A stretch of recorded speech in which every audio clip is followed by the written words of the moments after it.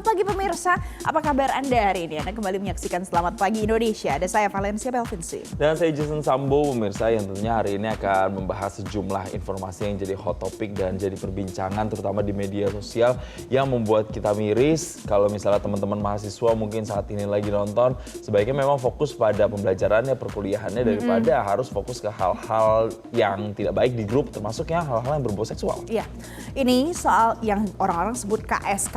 Anda tahu KS apa pemirsa? KS adalah kekerasan seksual. Jadi pemirsa, ada 16 mahasiswa Fakultas Hukum Universitas Indonesia yang diduga jadi pelaku kekerasan seksual sudah minta maaf di hadapan ratusan mahasiswa lain serta perwakilan dari pihak kampus. Dan dalam forum yang digelar hari Senin malam sampai dengan Selasa dini hari itu berlangsung alot pemirsa. Kita akan lihat.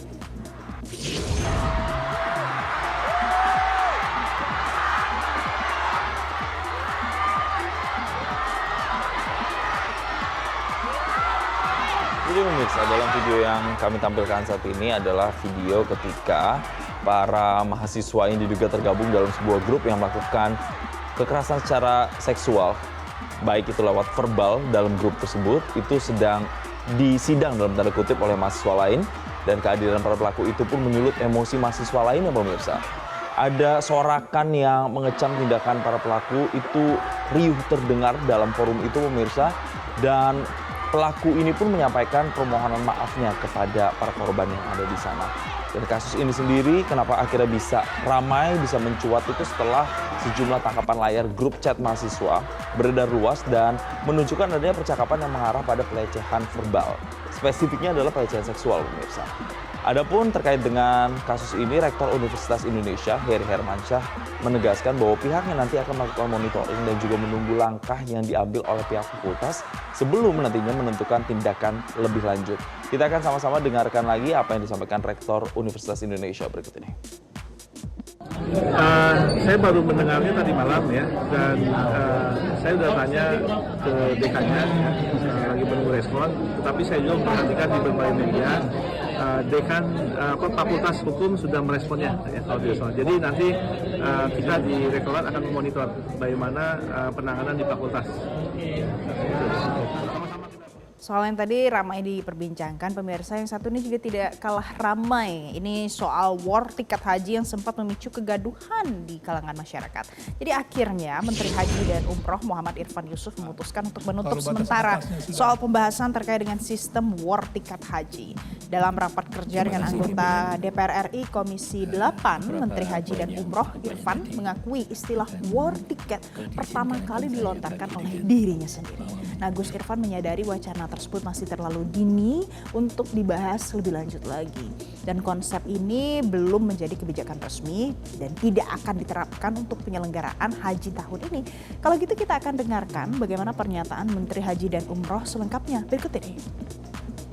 Kemudian yang tiga, ini yang sempat ramai ini, saya akui war tiket. War tiket ini memang wacana yang sudah sedang kita bahas di Kementerian Haji, dan kalau kita tanya siapa yang bertanggung jawab, saya lah orang yang pertama melontarkan istilah war ticket ini, dan kalau itu dianggap sebagai terlalu prematur ya akan kita tutup dulu sampai hari ini sambil kita menyelesaikan haji kita yang sudah di depan mata. Selanjutnya ada apa, Jason? Ini adalah agenda dari Presiden Prabowo Subianto yang kalau kita lihat baru saja melakukan kunjungan kerja ke Prancis untuk bertemu dengan Presiden Emmanuel Macron, yakni agendanya adalah membahas sejumlah isu strategis di sana. Jadi pertemuan empat mata tersebut digelar di Istana Elysee pada hari Selasa kemarin dan fokus utamanya masih seputar sektor keamanan, yaitu kerjasama alutsista hingga penguatan industri pertahanan. Tapi pemirsa, tidak hanya soal pertahanan saja yang dibahas. Jadi kedua pemimpin negara ini juga ingin memperkuat transisi energi, khususnya dalam pengembangan energi baru dan terbarukan atau EBT. Kalau bagi Indonesia sendiri memang Prancis ini adalah salah satu mitra penting di kawasan Eropa. Adapun memang kedua negara ini sudah berkomitmen nantinya untuk terus mendorong kerjasama berkelanjutan yang lebih konkret dan juga saling menguntungkan. Ini nampaknya selaras senafas dengan kunjungan-kunjungan presiden sebelumnya ke beberapa negara. Sebelum ke Prancis ini juga Presiden Prabowo berdiskusi dengan Presiden Rusia Vladimir Putin. Adapun sebelumnya juga melakukan kunjungan ke beberapa negara lainnya.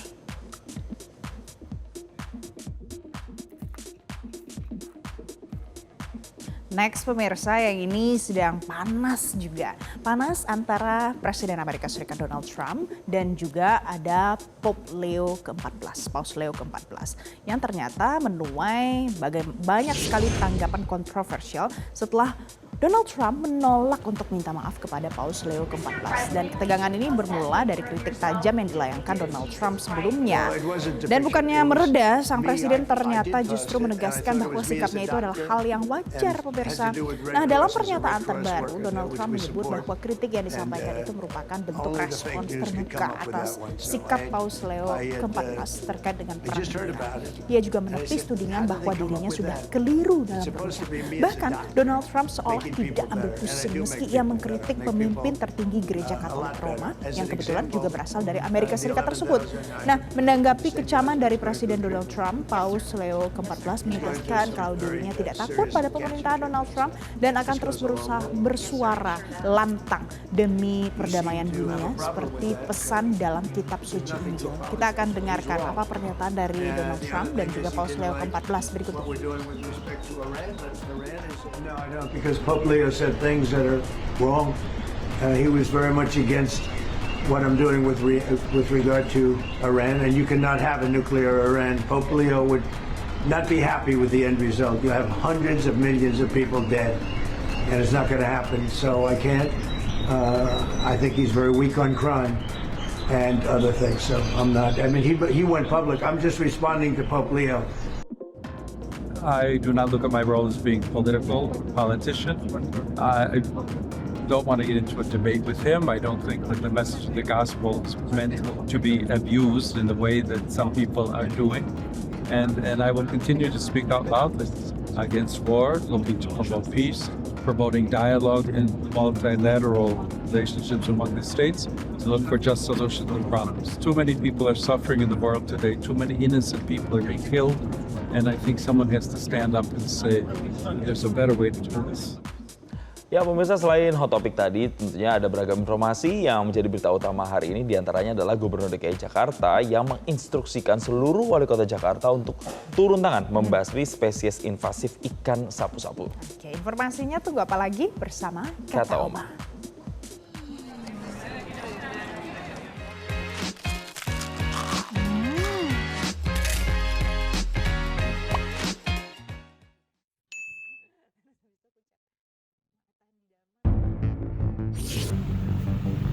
Dampak memanasnya konflik di Timur Tengah turut mendorong kenaikan harga sejumlah kebutuhan. Tidak hanya kedelai, pelaku usaha kecil di Pangandaran pun menjerit akibat mahalnya harga plastik. Daun pisang kini menjadi alternatif. Penjual daun pisang di Kali Pucang kini mengalami peningkatan penjualan dan dagangannya pun laris manis. Gubernur DKI Jakarta menginstruksikan seluruh wali kota Jakarta turun tangan membasmi spesies invasif ikan sapu-sapu yang dinilai telah merusak ekosistem perairan dan infrastruktur di ibu kota. Pemirsa, nanti saya jeda untuk Anda. Kasus dugaan pelecehan seksual verbal yang melibatkan 16 orang mahasiswa Fakultas Hukum Universitas Indonesia masih jadi sorotan. Ulasannya usai jeda.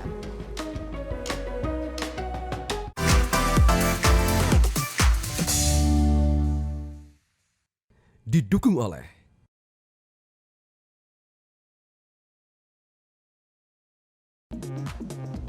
Anda masih bersama kami di Selamat Pagi Indonesia. Pemirsa, kasus dugaan pelecehan seksual verbal yang melibatkan 16 mahasiswa Fakultas Hukum Universitas Indonesia jadi sorotan banyak pihak. Ya, pihak kampus saat ini tengah melakukan investigasi menyeluruh melalui Satgas PPKS untuk mengungkap dugaan pelanggaran tersebut. Pemirsa, kasus ini mencuat setelah beredarnya tangkapan layar percakapan grup WhatsApp yang diduga berisi komentar bernada seksual dan objektifikasi terhadap perempuan. Percakapan tersebut diduga melibatkan sejumlah mahasiswa dan menyebut pihak-pihak di lingkungan kampus. Pihak Universitas Indonesia menegaskan penanganan kasus dilakukan melalui Satuan Tugas Pencegahan dan Penanganan Kekerasan Seksual dengan pendekatan berbasis perlindungan korban. Proses yang dilakukan meliputi verifikasi bukti, pemanggilan pihak terkait, serta pendampingan bagi korban. Sementara itu di tingkat organisasi mahasiswa, sejumlah terduga pelaku telah mendapatkan sanksi awal berupa pencabutan status keanggotaan. Pihak kampus menyatakan apabila terbukti, para pelaku dapat dikenakan sanksi tegas hingga drop out.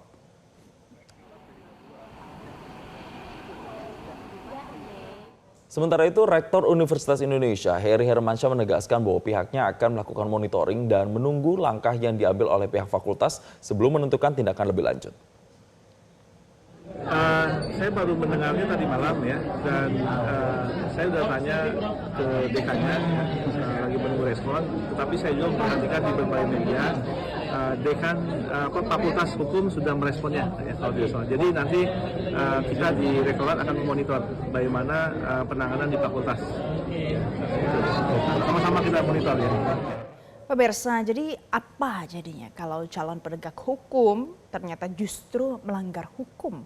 Ada 16 mahasiswa dalam satu fakultas diduga melakukan pelecehan seksual verbal.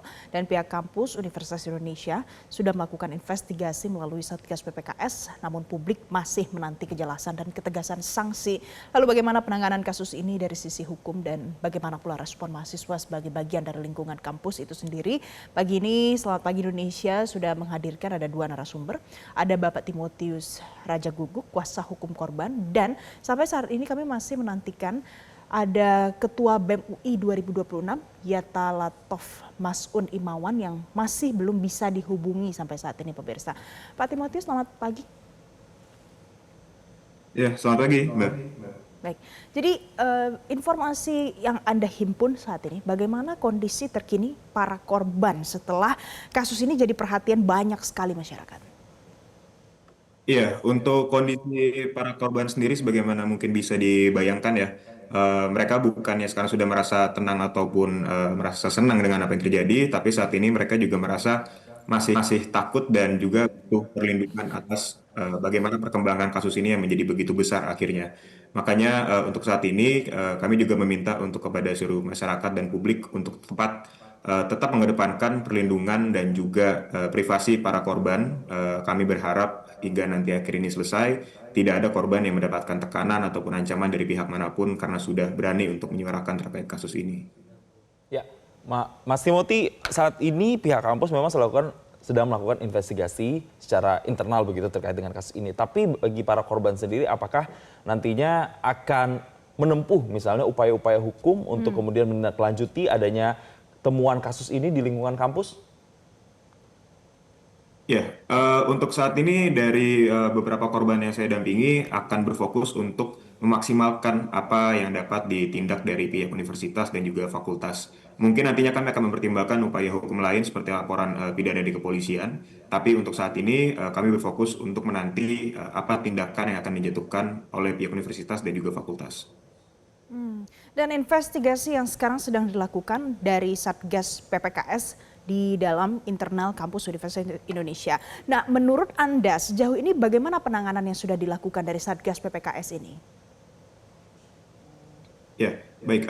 Penanganan dilakukan oleh Satgas PPKS menurut kami sudah sangat baik ya, sangat cepat. Saya sendiri sudah bertemu dengan pimpinan Satgas PPKS kemarin pagi hari dan sudah dijelaskan juga bagaimana tindakan yang akan ditempuh dalam penyelesaian perkara ini. Dan dari yang disampaikan, Satgas PPKS sangat berkomitmen untuk bisa menyelesaikan penyelesaian dari perkara ini secepat mungkin dengan tetap mengedepankan perspektif korban. Tapi mungkin yang masih perlu bantuan dan juga atensi dari masyarakat semua adalah terkait sebenarnya apakah pelanggaran dilakukan oleh para pelaku ini merupakan pelanggaran ringan, sedang atau berat. Karena masih ada beberapa pihak-pihak yang menilai bahwasannya pelanggaran dilakukan itu pelanggaran ringan. Tetapi apabila saya melihat bagaimana dampaknya kepada korban, menurut saya ini merupakan pelanggaran yang sangat berat dan harus diberikan sanksi semaksimal mungkin. Oke, berarti secara tidak langsung Anda juga mengakui bahwa chat atau kata-kata yang ada di grup itu sudah memenuhi unsur kekerasan seksual begitu Mas Timothy? Iya, betul. Itu semua sudah memenuhi unsur baik itu kekerasan seksual ataupun pelecehan seksual ya. Karena di situ mereka juga sudah sudah secara jelas dan terang melecehkan bagian-bagian seksual dan memberikan ungkapan-ungkapan yang tidak manusiawi. Dan apabila dilihat dari dampaknya saat ini, dampak itu terhadap mental para korban itu sangat-sangat dahsyat ya. Jadi mungkin beberapa masyarakat juga tidak mengetahui secara detail ya, secara langsung melihat secara langsung bagaimana dampak yang dirasakan oleh para korban. tetapi dapat saya pastikan bahwasannya ini bukan hal yang dianggap ringan ataupun tidak berdampak begitu buruk bagi para korban. Oleh karena itu, kami dari awal dan sampai sekarang tetap dalam satu suara bahwasannya kami menginginkan sanksi yang paling berat untuk para pelaku. Karena kampus kami, Universitas Indonesia, fakultas kami, Fakultas Hukum tidak akan menjadi tempat yang aman selama para pelaku ini, apabila nanti terbukti sudah melakukan hal-hal tersebut, itu masih dapat berkeliaran di area kampus. Oke, Mas Timothy, apakah ada pendampingan profesional, mungkin dari psikolog yang kemudian diberikan kepada korban dari pelecehan seksual secara verbal ini? Ya, baik. Dari pihak fakultas sendiri sudah menawarkan juga melalui saya terkait dengan pendampingan psikolog kepada para korban dan hal-hal tersebut juga sudah saya teruskan kepada para korban. Nantinya saya akan menyerahkan kembali kepada korban apakah mereka akan mau untuk dibantu secara profesional melalui bantuan-bantuan yang diberikan oleh fakultas, ataukah nantinya mereka akan mendapatkan bantuan baik itu dari sisi pribadi maupun dari keluarganya masing-masing. Karena memang terkait penanganan kasus ini cukup rumit, tidak semuanya juga korban itu mau untuk terekspos namanya, termasuk juga dengan menerima bantuan dari fakultas. Tentu nama mereka juga akan menjadi terbuka ke fakultas siapa-siapa aja korbannya, dan itu merupakan hal yang sangat kami hindari sampai saat ini. Mas Timothy, tapi kalau dari POV atau kacamata orang tua dari para korban, tuntutan apa yang kemudian disampaikan dari para orang tua? Apakah para orang tua ini mayoritas ingin supaya nanti dibawa ke ranah hukum, atau mungkin ada upaya-upaya lain yang mungkin bisa lebih didiskusikan, atau seperti apa yang jadi harapan orang tua dari para korban? Ya, baik. Sejauh ini saya belum berkomunikasi dengan seluruh orang tua korban, tapi juga sudah ada beberapa orang tua yang berkomunikasi dengan saya, dan harapannya sama dengan yang tadi saya sampaikan, bahwasannya agar pihak penyelesaian kasus ini dapat ditangani oleh universitas dan fakultas terlebih dahulu, dengan harapan sanksi yang paling berat yaitu drop out. Baik, Mas Timothy, jadi beberapa waktu terakhir, beberapa jam terakhir itu ramai di media sosial, ada capturean, ada tangkapan layar dari grup yang mungkin isinya adalah orang tua dari para pelaku yang kemudian meminta supaya anak-anak mereka diberikan sanksi lain, jangan sampai di drop out. Nah, saya mau tanya, itu apakah benar sudah terkonfirmasi itu adalah grup dari orang tua para pelaku? Kemudian tanggapan Anda bagaimana? Ya, pertama saya tidak bisa mengonfirmasi apakah itu merupakan grup dari orang tua pelaku ataupun tidak, karena memang fokus dari tim kuasa hukum sendiri bukan untuk menyelesaikan hal semacam itu. Kami saat ini fokus untuk pendampingan dan penyelesaian perkaranya, baik itu di tingkat fakultas maupun universitas. Kemudian terkait dengan permintaan para keluarga pelaku yang mungkin meminta untuk diberikan sanksi yang lebih ringan daripada drop out, itu akan kami serahkan semuanya kepada pihak yang berwenang untuk mengambil keputusan yang dianggap adil dan sudah sesuai dengan tindakan dan perbuatan yang dilakukan. Mas Timothy, saya mau coba balik lagi ke kasusnya. Kalau Anda mengamati, saya yakin Anda kan pasti sudah baca dong chatnya. Itu sudah berlangsung berapa lama sebenarnya chat-chat itu dilakukan oleh para terduga pelaku ini? Dan apakah 16 orang itu memang semuanya terlibat di situ, atau mungkin justru ada yang lain-lain ikut tapi kemudian belum diusut, atau seperti apa?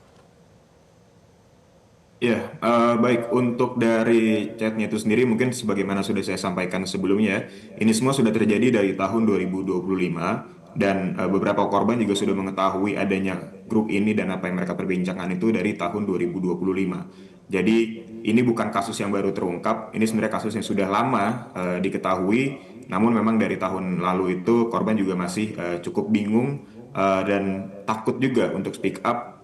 Dikhawatirkan apabila nantinya ini dibongkar, apakah akan menjadi bumerang balik untuk mereka, karena dianggap bahwasannya ini bukan merupakan kasus pelecehan seksual ataupun pelanggaran berat seperti itu. Nah, terkait dengan anggota-anggota yang lain di luar 16 orang tersebut, sejujurnya kami belum melakukan verifikasi yang lebih dalam terkait hal tersebut, tapi memang dari awal korban sudah mulai mengidentifikasi siapa saja terduga pelakunya, sampai saat ini masih terbatas pada 16 orang tersebut.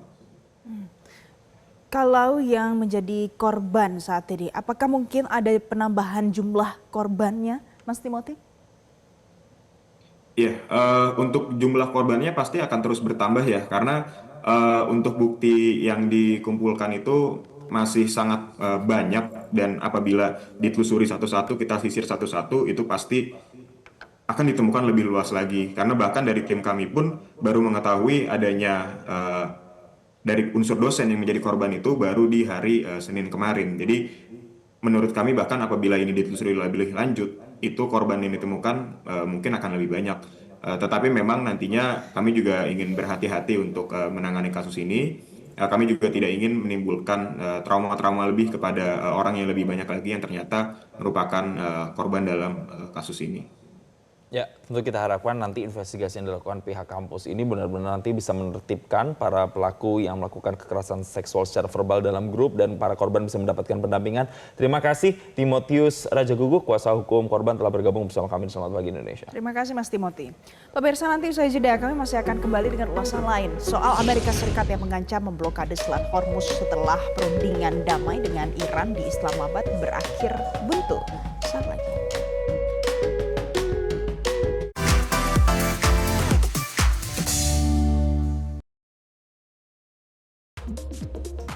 Pemirsa, Amerika Serikat memblokade Selat Hormuz setelah perundingan damai dengan Iran di Islamabad berakhir buntu akibat ulah Israel. Langkah ini memicu kekhawatiran akan eskalasi konflik yang lebih luas termasuk potensi keterlibatan Cina di dalamnya. Informasinya tunggu apa lagi bersama Kata Oma.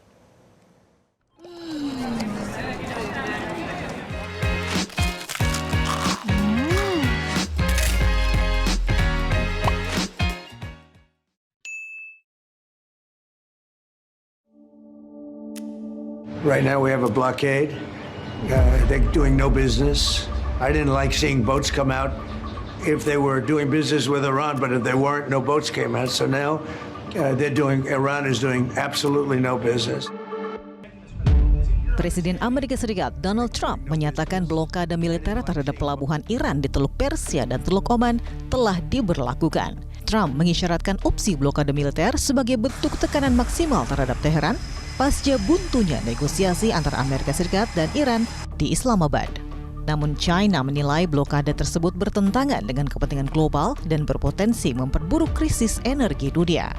Ketergantungan Beijing terhadap pasokan minyak dari kawasan Teluk membuat setiap gangguan di Selat Hormuz menjadi ancaman langsung bagi kepentingannya. Saya jangan pikirkan bagaimana mereka menyetop kapal Cina yang lewat dikawal sama berani atau tidak, Pak? Kapal perusak Cina. Atau mereka mengawal kapal milik Perancis atau Jerman yang temannya sendiri, masa di stop? Nah itu kan jadi masalah baru, tapi itu kan masalah terpisah. Yang penting sekarang ada ancaman untuk ini, karena memang apa yang terjadi dalam perundingan itu adalah Amerika berada di dalam tekanan, dia bolak-balik ngebom, tetapi tidak ada efek apapun yang membuat Hormuz dilepas, membuat Iran melepaskan tuntutannya ataupun mengendur apa yang dia perjuangkan. Sejumlah analis menilai langkah Trump ini lebih mencerminkan strategi konfrontasi dibandingkan jalur diplomasi. Muncul dugaan bahwa langkah ini tidak semata strategi Trump, melainkan juga berkaitan dengan kepentingan politik Perdana Menteri Zionis Israel, Benjamin Netanyahu. Zionis disebut aktif mendukung upaya membuka kembali Selat Hormuz dan melemahkan kontrol Iran atas jalur tersebut. Trump memang ingin jadi presiden paling berjasa bagi Israel ya. Salah satunya itu bagaimana menumbangkan rezim ini, itu kan tujuan pertamanya. Bagi delegasi ini hanya menginginkan tuntutan Amerika yang merugikan Iran dipenuhi oleh Iran. Nah, tapi kita tahu Iran bukan negara yang bisa didikte. Nah, apakah dia bisa meyakinkan Trump juga supaya kepentingannya juga ikut diperhitungkan di situ? Ya, itu yang kita tidak tahu ya. Nah, sampai selama ini kita lihat bahwa Israel itu selalu ingin memanfaatkan Amerika Serikat untuk kepentingan politik dia juga gitu. Tantangan terbesar dalam pelaksanaan blokade ini adalah mengawasi dan menegakkan aturan terhadap tingginya jumlah kapal yang setiap hari melintasi Selat Hormuz, jalur vital yang dilalui sekitar 20% pasokan minyak dunia. Dengan meningkatnya ketegangan dan keterlibatan kekuatan besar dunia, pertanyaannya kini, apakah ini masih bagian dari strategi Amerika dan Zionis? Tim Liputan Metro TV. Pemirsa, apakah provokasi Donald Trump yang memblokade Selat Hormuz terhadap Iran merupakan bentuk keputusan Amerika Serikat yang tidak mencapai satupun target dalam agresinya di Iran. Lantas bagaimana dampaknya? Pagi ini akan kami hadirkan ulasannya untuk Anda bersama pengamat hubungan internasional Teuku Reza Shah sudah tersambung melalui sambungan Zoom. Pak Reza, selamat pagi. Selamat pagi Indonesia, selamat pagi. Baik, Pak Reza, jadi sekarang sudah masuk ke hari kedua ada blokade yang dilakukan oleh Amerika Serikat terhadap Selat Hormuz dan juga pada pelabuhan-pelabuhan yang ada di Iran. Apa yang akan terjadi kalau seandainya sampai berminggu-minggu ke depan ini tetap dibiarkan? Tadi Metro sudah dengan tegas menyebutkan ada ketergantungan dunia pada selat ini kan. Di mana 20% daripada minyak dan LNG dunia itu tergantung pada selat ini ya. Kemudian ada negara-negara yang sangat tergantung. Misalnya Cina. Dari 20% itu kan 37%-nya larinya ke Cina. Ya, kemudian India ketergantungannya 14%. Kemudian Jepang dan Korea Selatan masing-masing ketergantungannya itu 12% untuk Jepang dan 11% untuk Korea Selatan. Kemudian juga Pakistan dan Bangladesh itu sangat tergantung juga. Nah, terus kemudian Amerika Serikat memang kecil ketergantungannya, yakni 2,5%, tapi kan 2,5% ini dapat digunakan oleh Amerika Serikat sebagai momentum buat menekan Iran dan juga mempercepat blokade. Dan seperti kita ketahui bersama ya target-target blokade Amerika Serikat itu sudah banyak sekali. Amerika Serikat sudah mengatakan bahwa angkatan laut kami adalah yang terbaik di dunia dan siap melakukan blokade atas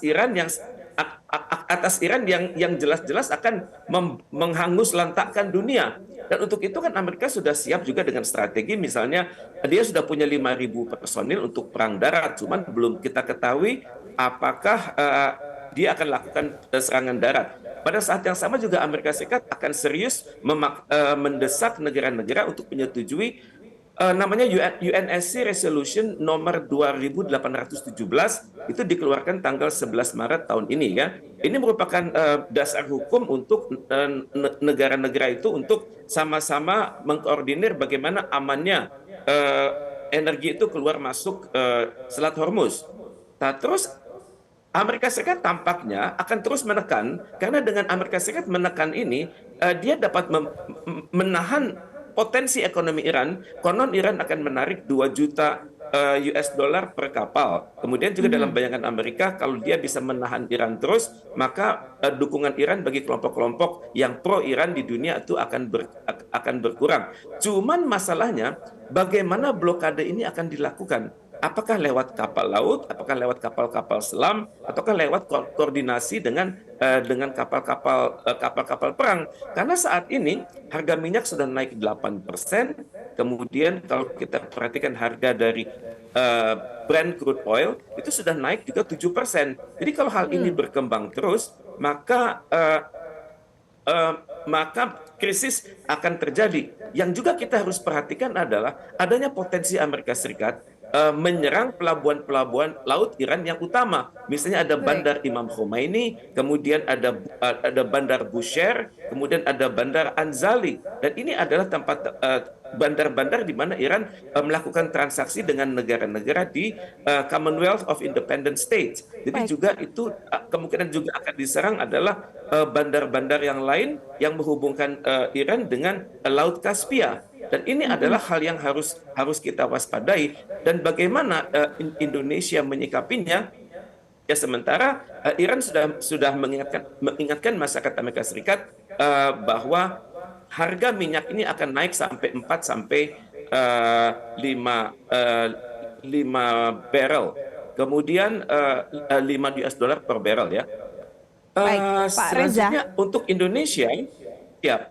Pak Reza, kalau dengan situasi seperti ini, blokade sudah berlangsung, hari ini adalah hari kedua, kemudian Anda mengatakan ada potensi Amerika Serikat bisa saja menyerang pelabuhan dan pangkalan besar yang ada di Iran. Nah, apakah mungkin nanti akan terjadi lagi negosiasi putaran kedua di Pakistan? Biasanya begitu ya, Amerika Serikat itu kalau sudah berhadapan dengan suatu krisis dan dia merasa belum tentu menang, maka dia akan melakukan negosiasi. Kalau kita perhatikan media massa Amerika Serikat mengatakan J.D. Vance sudah siap dengan negosiasi tahap kedua di Islamabad. Ya cuman kita harus melihat kalau Iran ini datang dengan kontingen yang sangat serius. Ketua DPR-nya datang, Menteri Luar Negerinya datang, kemudian Direktur Bank Sentralnya datang, Rektor Universitas Pertahanannya datang, kemudian juga ahli-ahli nuklirnya datang. Sedangkan Amerika Serikat hanya diwakili oleh J.D. Vance, kemudian oleh menantu Donald Trump, yakni Kushner, dan juga Witkoff. Dan Witkoff dan Kushner ini bukan negosiator begitu. Mereka adalah pelaku-pelaku bisnis dan pelaku-pelaku jual beli apartemen, pelaku-pelaku infrastruktur. Jadi tampaknya kita baru tahu apakah negosiasi ini akan berhasil dari siapakah kontingen Amerika Serikat tersebut. Kalau kontingennya itu lagi, tampaknya tidak akan ada penyelesaian dari krisis ekonomi global ini. Dan kalau seandainya nanti ada peluang kemudian masuk pula di dalam perundingan itu ada Rusia dan juga Cina yang bisa saja ikut di dalam perundingan, bagaimana kemungkinan dampak yang akan terjadi? Ini baru ide dari Iran ya, bahwa memang untuk efektif negosiasi itu akan melibatkan Rusia dan Cina. Karena Rusia dan Cina ini adalah pelaku besar dalam ekonomi internasional. Mereka sangat berpengaruh terhadap berjalannya perang ini, karena 2 tahun terakhir mereka mendukung Iran dengan teknologi, terutama sekali teknologi remote sensing, sehingga peluru kendali Iran itu tepat mendaratnya di laut maupun di Israel. Juga Cina dan Rusia ini adalah anggota tetap di Dewan Keamanan PBB. Jadi dengan adanya Rusia dan Cina, maka diharapkan resolusi PBB itu mendatang akan lebih cepat jadi, dan Amerika Serikat akan menjadi negara minoritas di dalam Dewan Keamanan PBB. Karena seperti kita ketahui bersama, Inggris dan Prancis menolak terlibat dalam operasi tempur, operasi di Teluk Parsi ini. Dan kemudian juga kita perhatikan sama-sama, ini akan juga berdampak kepada Indonesia ya, karena ketergantungan Indonesia pada minyak ini cukup tinggi, sekitar 19-65% pasokan minyak ini lari ke Asia Tenggara, dan untuk itu ya tentunya kita juga harus bersiap-siap jika penutupan di Selat Hormuz ini akan berdampak pada impor energi Indonesia, akan meningkatkan biaya logistik di Indonesia, akan menaikkan harga BBM dan energi di Indonesia, kemudian mengganggu ekspor pupuk kita, karena ekspor pupuk kita itu akan lewat juga ke kawasan Timur Tengah, dan ujung-ujungnya akan memberikan tekanan pada APBN kita. Dan sebelum hal ini terjadi, ya kita tentunya berharap kunjungan Presiden Indonesia ke Rusia dan Perancis ini membawa hasil, di mana kita perkirakan akan ada impor baru dari Rusia, dan semoga tidak ada kritik maupun tekanan dari negara-negara Uni Eropa dan Amerika Serikat. Oke, tadi kita sudah bahas soal probabilitas bergabungnya Rusia dan juga Cina dalam perundingan ini, pemirsa. Tapi Pak Reza, salah satu yang menjadi concern adalah soal pertemanan dan hubungan dekat antara Amerika Serikat, antara Donald Trump dan juga Bibi Netanyahu. Sejauh ini bagaimana Anda melihat pengaruh dari seorang Benjamin Netanyahu dalam proses perundingan yang mungkin terjadi antara Amerika Serikat dan juga Iran? Untuk itu saya teringat pada suatu dokumen yang dibuat oleh Direktur Kontraterorisme Amerika Serikat. Di situ dia mengatakan ini perang bukan perang Amerika Serikat. Ini adalah perangnya Israel yang dipaksakan atas Amerika Serikat. Dan kalau kita perhatikan juga gelombang demonstrasi di dalam negeri Amerika Serikat itu mengingatkan bahwa Amerika Serikat itu adalah terjebak dalam skenario dari Israel. Dan memang kita harus akui bersama, Donald Trump ini adalah pemimpin yang sangat lunak, berbeda dengan pemimpin-pemimpin sebelumnya yang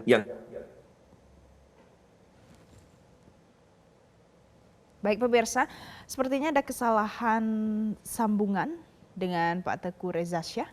Nanti akan kami coba sekali lagi untuk menghubungi kembali. Tapi intinya pemirsa, tadi Pak Reza, pengamat hubungan internasional, sudah menganalisa bagaimana nantinya perundingan yang bisa saja terjadi untuk perundingan di Islamabad putaran kedua. Dan kita akan nantikan lagi bagaimana update-nya. Kita akan jeda terlebih dahulu. Usai jeda, tetaplah bersama kami.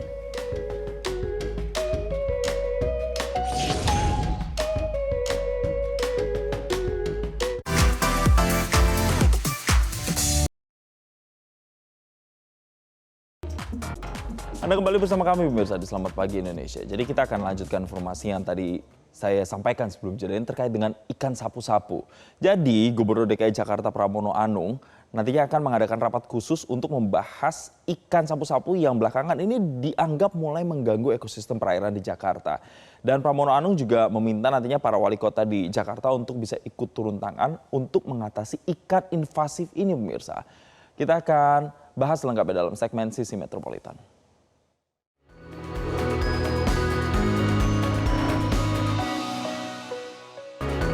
Sebenarnya berdasarkan pemberitaan yang pernah viral. Pemirsa, Gubernur Jakarta Pramono Anung menyampaikan kalau ikan sapu-sapu ini asalnya dari Amerika Selatan dan punya daya tahan yang kuat banget pemirsa.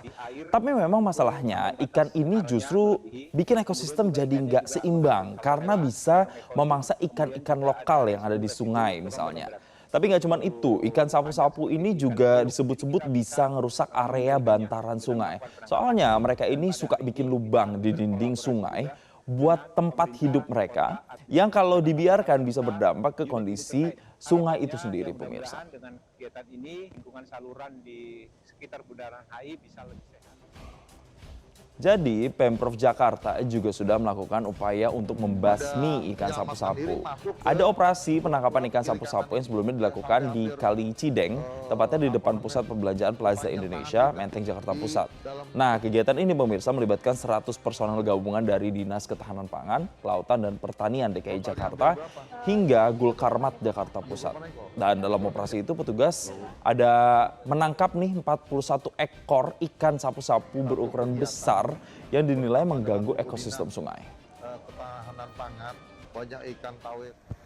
Sementara itu pemirsa, di wilayah Jakarta Selatan, upaya memberantas ikan sapu-sapu juga sudah dilakukan di kawasan Lenteng Agung, tepatnya di aliran Sungai Ciliwung. Ikan sapu-sapu ini merusak terutama tanggul lingkungan dan juga menjadi predator karena semua makanan bagi ikan yang lain dihabisin, sehingga wader dan ikan-ikan lain yang merupakan ikan lokal itu kalau nggak dilakukan segera penangkapan dan juga mengurangi jumlah ikan sapu-sapu ini, pasti ini akan berpengaruh pada ekosistem kita. Maka saya akan meminta bukan hanya di Jakarta Pusat, di semua wilayah yang ikan sapu-sapunya banyak, untuk kita adakan operasi. Jadi kita mulai apa yang di PI kemarin sebagai awal. Jadi mungkin pemirsa banyak dari kita yang bertanya-tanya, lalu kenapa ya ikan sapu-sapu ini memang harus kemudian ekosistemnya itu atau populasinya maksud saya itu lebih dikontrol begitu ya. Dan bahkan tadi tegas banget harus kemudian ditangkap begitu agar tidak mengganggu ekosistem air yang ada misalnya di sungai-sungai seperti di Sungai Ciliwung. Saya akan bahas nih supaya kita lebih kenal lebih dalam dan ternyata kalau dikonsumsi ke manusia, ke kita nih, ke badan kita ada juga nanti dampak-dampaknya. Kita akan bahas nih pemirsa. Jadi ikan sapu-sapu ini memang biasanya tuh orang populernya menyebutnya sebagai ikan alien. Waduh, apa tuh ikan alien ya? Karena asalnya bukan dari Indonesia tapi dari Amerika, khususnya dari Sungai Amazon. Dia itu hidupnya di sana pemirsa. Jadi memang bukan ikan asli dari perairan di Indonesia. Lalu ini masuknya kok bisa ke Indonesia tuh kayak gimana? Melalui jalur perdagangan ikan hias pemirsa. Jadi singkatnya ya karena ada perdagangan ikan hias dan kemudian dengan kemampuan dari ikan sapu-sapu ini yang bertelur itu satu ikan betina aja bisa ribuan telur pemirsa. Makanya itu jadi banyak di perairan di Indonesia. Kita lihat lagi dalam slide berikutnya nih pemirsa terkait dengan kenapa akhirnya disebut spesies yang invasif pemirsa. Jadi memang dikatakan invasif karena ya dari awal mula katanya aja invasi. Jadi mereka itu memang langsung menginvasi kawasan sungai begitu pemirsa dengan populasi mereka yang begitu besar. Dan ini memang sudah tercantum dalam peraturan Menteri KKP nomor 19 KKP 2020 yang melarang untuk pemasukan, pembudidayaan, peredaran hingga pengeluaran jenis ikan yang dianggap nantinya membahayakan atau merugikan ekosistem perairan di Indonesia. Jadi bertanya-tanya ya, emang ngerugiinnya sengerugiin apa sih pemirsa? Jadi satu, tadi saya udah kasih tahu sedikit, mereka ini sekali bertelur itu bisa ribuan pemirsa. Bayangkan kalau ada puluhan atau ratusan ikan sapu-sapu betina yang yang harus kemudian bertelur dan juga beranak begitu dalam satu waktu itu bisa mencapai ribuan. Dan kalau kita lihat angkanya, ini ikan sapu-sapu itu bahkan kalau di total dengan semua ikan yang ada di ekosistem air atau di sungai paling sederhananya itu mencapai 19,08%. Sementara yang non sapu-sapu itu 80,92%. Jadi untuk satu spesies sapu-sapu saja ini udah banyak banget ya pemirsa ya, udah cukup mendominasi. Misal di Kali Ciliwung itu populasinya meningkat pemirsa 24 kali lipat. Jumlah yang sangat signifikan dalam 14 tahun terakhir. Jadi datanya itu 2011 itu cuma ada 12 ikan sapu-sapu. Tapi kemudian 2023-2024 itu langsung naik menjadi 200-an ikan sapu-sapu pemirsa. Dan sekali bertelur ikan sapu-sapu ini menghasilkan 1000 butir telur pemirsa. Jadi kemampuan untuk bertelurnya yang banyak begitu ya, bereproduksi yang banyak itu membuat ikan sapu-sapu ini nampaknya memang mendominasi di Sungai Ciliwung. Kita lihat lagi dalam slide berikutnya pemirsa. Tapi ikan sapu-sapu itu nggak cuma bertelurnya aja yang banyak. Dia juga punya kemampuan beradaptasi dengan lingkungannya. Tapi sayangnya kan kalau kita lihat sungai-sungai di Jakarta, Sungai Ciliwung gitu ya, airnya aja udah keruh itu pemirsa. Anda bisa bayangkan ada material-material logam misalnya, atau misalnya merkuri yang bisa terserap di tubuh atau kemudian terkena sama ikan sapu-sapu ini yang kalau itu kemudian dikonsumsi sama kita, sama manusia, itu banyak banget dampaknya. Masalah pencernaan itu udah paling sering ya. Tapi kemudian ada masalah yang paling juga harus diperhatikan adalah ya masalah kesehatan lainnya. Bahkan ada potensi penyakit-penyakit degeneratif termasuk juga kanker itu juga bisa berpotensi pemirsa. Apalagi ada mikroplastik juga yang punya bahaya tersendiri kalau dikonsumsi secara terus-menerus. Dan ini bisa mengancam populasi ikan yang lainnya pemirsa. Karena apa? Yaitu karena dia nggak punya predator aslinya kalau di Indonesia. Jadi ya berkembang biak terus. Nah, apa sih upaya yang kemudian bisa dilakukan? Nah ini kalau saya kutip dari ahli ikan dan konservasi ikan, Charles PH Simanjuntak PhD menyatakan ya untuk mengendalikan ledakan populasi ikan sapu-sapu ini perlu kombinasi tindakan pencegahan, deteksi dan juga pemantauan dini melalui DNA lingkungan atau eDNA juga terbukti sangat sensitif dan efektif untuk bisa mendeteksi keberadaan dan penyebaran ikan sapu-sapu sehingga nantinya memungkinkan intervensi dini sebelum populasinya menjadi tidak terkendali pemirsa. Itu caranya pemirsa. Tapi kita akan sama-sama bahas nih, sungai-sungai di Jakarta ini kan kini mulai didominasi ya oleh ikan sapu-sapu. Populasinya juga terus meningkat dan memunculkan kekhawatiran baru terhadap ekosistem perairan. Niatnya pengen makan ikan bawal malah dapetnya ikan sapu-sapu lagi pemirsa. Pertanyaannya jadi gini, gimana ya cara Jitu untuk menjaga kelestarian lingkungan dan juga ekosistem sungai? Dan bagaimana juga bahayanya bagi kesehatan? Kita akan bahas bersama dengan pegiat lingkungan Arief Kamarudin dan Guru Besar Ilmu Penyakit dalam Universitas Indonesia, Prof. Arief Fahrial Syam melalui sambungan virtual. Selamat pagi, Mas Arief, selamat pagi, Prof. Arief. Ya, selamat pagi. Baik, terima kasih telah bergabung bersama kami. Sekarang saya mau ke Mas Arief dulu deh, saya lihat kontennya nih pemirsa. Jadi Mas Arief itu sempat terjun ke sungai dan nangkep banyak banget ikan sapu-sapu pada saat ngejala ya. Jadi kalau dilihat sungai-sungai Jakarta tuh memang sudah full ya didominasi sama ikan sapu-sapu ya Mas Arief ya? Iya menurut, suara saya terdengar jelas? Ya, halo? Jelas Mas Arief silakan. Oke. Kalau menurut saya turun sih memang banyak banget gitu. Saya jumlah pastinya nggak tahu, cuman kalau dari segi tangkapan hasil saya ngejala itu, saya sekali ngejala bisa dapat 20-30 ekor gitu kan. Bahkan saya pernah dapat sampai 60 kilo. Jadi asumsi saya banyak banget. Jadi kalau udah ngelihat sebanyak itu, Mas, sebagai pegiat lingkungan, concern-nya atau catatannya apa nih Mas supaya kemudian bisa lebih terkontrol gitu populasi dari ikan sapu-sapu yang membludak ini Mas? Ya pastinya yang harus dilakukan harus kita tangkepin ya. Yang dilakukan statement Bapak Pramono terakhir soal penangkapan sapu-sapu di seluruh Jakarta itu menurut saya bagus banget gitu. Tapi ada satu hal juga yang menurut saya juga lebih bagus, yaitu pemanfaatan sih Pak. Gitu karena kalau misalnya kita sekarang nangkepin sapu-sapu cuman kita musnahin aja tanpa ada manfaat ekonominya, saya rasa akan sulit untuk sustain ya kegiatan ini. Tapi kalau misalnya kita teliti sapu-sapu bisa punya nilai ekonomi, saya yakin akan banyak orang yang nggak disuruh pun bakal nyari Kalau itu sudah terjadi, nanti ke depannya sedikit demi sedikit sapu-sapu pasti akan hilang. Oke, itu ya bisa jadi salah satu pertimbangan supaya nanti bisa diteliti, nggak cuma ini aja dimatikan begitu ya, atau ditangkap-tangkepin begitu ya, tapi dilihat punya potensi kebermanfaatan ekonomi apa enggak. Saya mau ke Prof. Ari. Prof, tadi saya singgung sedikit. Ini kan ketika bertelur, sapu-sapu ini langsung jadi banyak. Tapi mereka itu hidup di sungai Jakarta misalnya, atau sungai Ciliwung lah, yang ini banyak logam, banyak merkuri di situ. Bahayanya kalau kita konsumsi, dokter, apalagi kalau sering. Apa, dokter?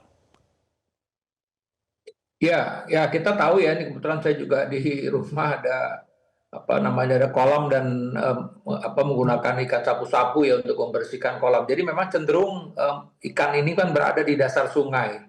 Dia memang sifatnya kan membersihkan. Nah tadi kalau kita yang resiko pertama tentu kan kita tahu banyak kandungan logam, merkuri, dan ini yang memang akan dikonsumsi atau dimakan oleh ikan sapu-sapu tersebut. Nah inilah yang memang salah satu yang kita mesti hati-hati apabila ikan ini dikonsumsi. Ini dari sisi bahwa kalau dia sudah tercemar logam berat. Kita tahu logam berat ini ketika masuk ke dalam tubuh manusia maka yang akan terganggu adalah ginjal dan liver kita. Jadi penggunaan jangka lama kita mengkonsumsi makanan yang sudah tercemar logam ini itu akan berdampak pada ginjal dan liver kita. Di satu sisi kita tahu bahwa ikan ini kan tadi dia mengkonsumsi macam-macam, tadi sebutkan juga mikroplastik. Sama tentu ya ketika kita mengkonsumsi ikan ini yang sudah mengandung mikroplastik tentu juga akan membawa dampak buat kesehatan kita. Kemudian hal yang lain ya, belum bicara soal bakteri ya atau parasit yang ada yang juga bisa saja ini mencemari daging dari ikan tersebut. Jadi sekali lagi kalau kita lihat bagaimana ikan ini mendapatkan makannya ya, terutama tadi dia berada di dasar-dasar sungai yang mengkonsumsi makanan-makanan macam-macam gitu, yang memang intinya ikan ini kan sebagai pembersih gitu ya, di kolam-kolam biasanya digunakan itu, maka kita bisa tahu kualitas dari daging ikan tersebut pun juga kemungkinan akan tercemar kalau memang apalagi air tersebut juga sudah tercemar. Demikian Mas. Oke, jadi banyak banget ya Prof potensi-potensi terhadap kesehatan yang buruk begitu ya, yang bisa dialami seseorang atau manusia ketika terus-terusan konsumsi daging dari ikan sapu-sapu ini. Sekarang saya mau balik lagi ke Mas Arief. Mas, jadi kalau Mas Arief nih punya saran mungkin atau punya ide untuk kemudian bisa mengontrol populasi dari ikan invasif ini, apa sih yang teman-teman pegiat misalnya lakukan, yang bisa dilakukan? Kalau saran dari saya, kita harus teliti dulu. Sampai sejauh ini kan kita belum tahu sapu-sapu itu bisa dimanfaatkan untuk apa ya gitu. Kita harus teliti dulu, siapa tahu sapu-sapu bisa dimanfaatkan untuk hal yang bisa dapat duit gitu kan. Contohnya misalnya ya, kalau misalnya sapu-sapu ternyata bisa dijadikan pupuk gitu kan, pupuk itu kan bisa dijual. Ya kalau ada nilai ekonomisnya nanti pasti bakal banyak yang nyari itu. Karena kalau misalnya kita cuman musnahin doang, saya sih yakin kegiatannya nggak akan berlangsung lama. Karena untuk pemusnahan atau pengontrolan ikan sapu-sapu itu butuh waktu yang sangat panjang menurut saya. Waktu yang panjang juga dikonversikan dengan uang yang banyak kan. Kalau misalnya kegiatannya tidak menghasilkan uang, ya saya rasa akan cukup sulit. Jadi harus diteliti dulu. Kalau misalnya diteliti dulu, apakah sapu-sapu bisa ada manfaatnya. Oke, Mas Arief, yang saya baca, yang saya tahu, untuk bahkan mematikan ikan sapu-sapu saja itu sulit begitu ya. Jadi sebelum dikubur tuh harus benar-benar dipastikan memang mereka itu mati. Nah, selain karena mereka itu punya daya tahan yang cukup tinggi begitu ya, apalagi sih sebenarnya yang jadi tantangan teman-teman pegiat lingkungan untuk bisa mengendalikan, mengontrol populasi yang membludak dari ikan sapu-sapu ini? Sebenarnya tantangannya karena alam ya. Menangkap ikan itu kan nggak semua orang bisa, biar bagaimanapun sapu-sapu tetap ikan yang punya insting bertahan hidup gitu kan.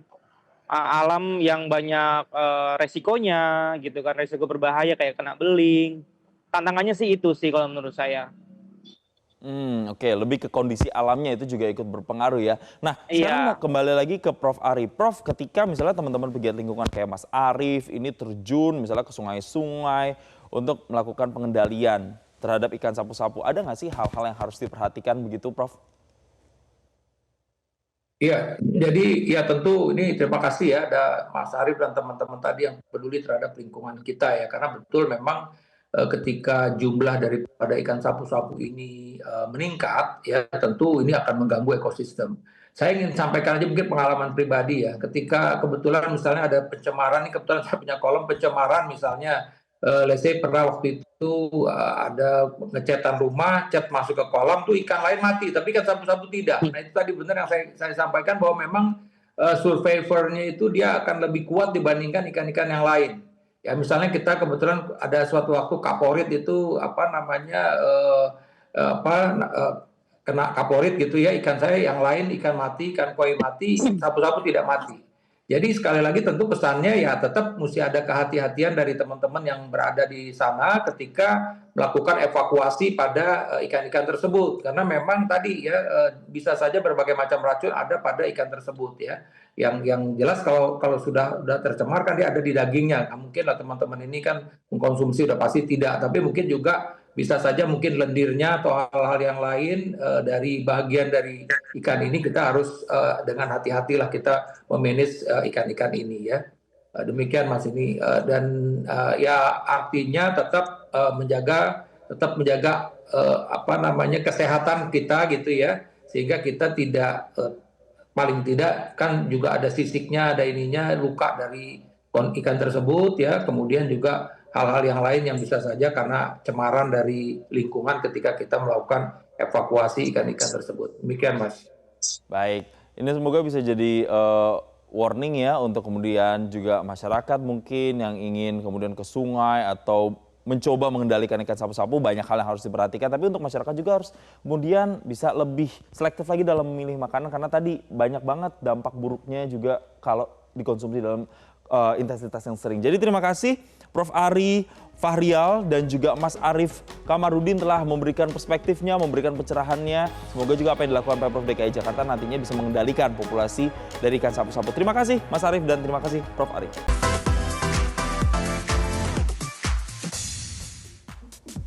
Anda kembali bersama kami pemirsa di Selamat Pagi Indonesia, dan kembali kami lanjutkan informasi. Jadi ini dari perayaan Tahun Baru Thailand atau Songkran yang berlangsung sangat meriah nih pemirsa di kota bersejarah Ayutthaya. Jadi ada ribuan warga dan wisatawan memadati jalanan untuk menyaksikan parade gajah hias sekaligus ikut dalam tradisi warga yang saling bermain semprot perang air yang ikonik dalam perayaan festival Songkran.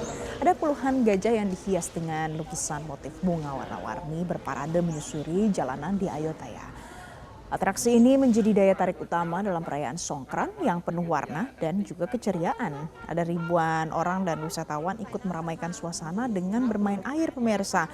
Tradisi ini melambangkan pembaruan, pembersihan diri, serta harapan akan keberuntungan di tahun yang baru. Festival Songkran diperingati setiap pertengahan April sebagai tanda tahun baru di Thailand. Dalam beberapa tahun terakhir, pemerintah setempat juga mendorong perayaan yang lebih tertib, terutama di kawasan wisata demi menjaga keselamatan publik.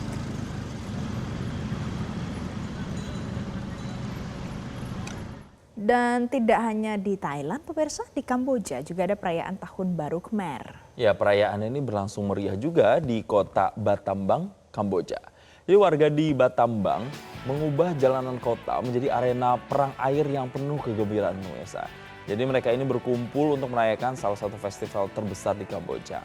Dan festival ini dikenal sebagai Chau Snam Tne atau Moha Sangkran yang menandai berakhirnya musim panen. Dan selama perayaan, warga melakukan berbagai kegiatan seperti membersihkan rumah, bermain permainan tradisional, mengunjungi kuil, hingga merayakan perang air yang menjadi daya tarik bagi wisatawan.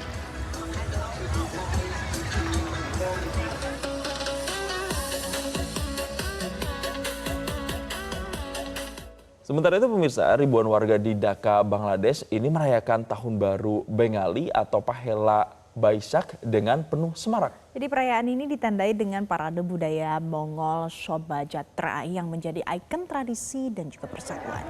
Para peserta menari, kemudian memainkan alat musik sambil berparade. Mereka membawa topeng warna-warni serta miniatur hias yang menambah kemeriahan suasana di sana. Aparat keamanan juga berpartisipasi dalam perayaan ini, bahkan sebagian di antara mereka terlihat menunggang kuda untuk mengamankan sekaligus memeriahkan acara. Para peserta berharap tahun baru ini jadi momen perdamaian di tengah konflik dan kekerasan di berbagai belahan dunia bisa berakhir. Bongo Sobajatra sudah diakui oleh UNESCO tahun 2016 sebagai warisan budaya tak benda dunia. Dan tradisi ini berawal dari mahasiswa dan dosen Fakultas Seni Rupa Universitas Dhaka. Parade ini jadi simbol harapan, persatuan, dan semangat baru dalam menyambut tahun yang baru.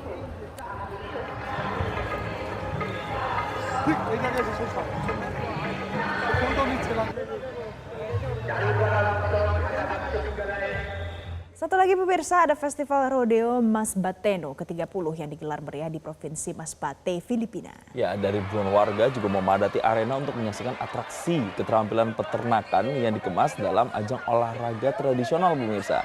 Jadi para peserta beradu ketangkasan, menjinakkan sapi, dan melempar lasso untuk menangkap banteng. Festival ini pertama kali digelar pada tahun 1996 sebagai upaya menghidupkan kembali industri peternakan sapi yang sempat menurun. Dan kini Rodeo Masbateno menjadi satu-satunya ajang rodeo di Filipina.